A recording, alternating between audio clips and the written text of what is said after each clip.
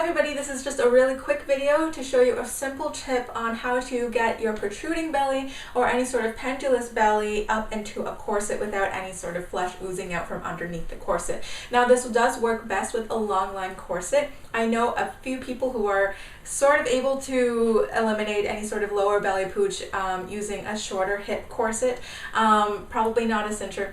But this does work best for a long line corset and especially a spoon busk corset.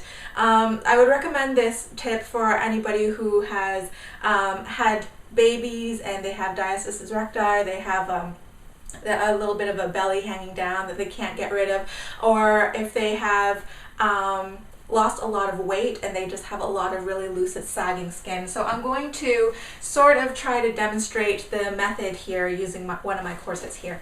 So when you are putting on a corset, you can't just slap it on and expect it to work perfectly. You kind of have to do a little bit of coaxing with your flesh.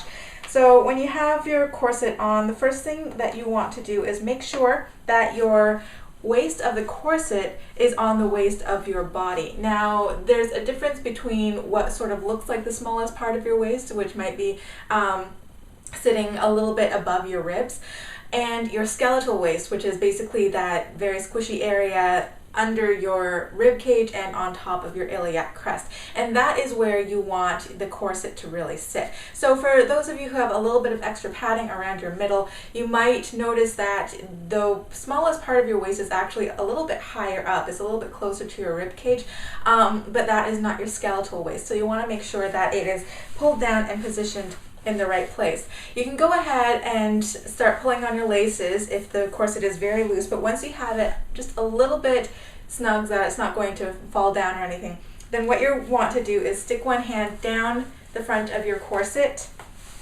like that. I don't know if it's coming up on the screen. And you want to pull down with one hand on the front of your corset and pull up and pull any sort of pudge you have up into the corset. If you have a spoon busk, this works pretty well, but the reason that you want your corset just a little bit, maybe half tightened, is so that the tension of the corset will hold that protruding belly up in place. You kind of have to scoop it up into the corset.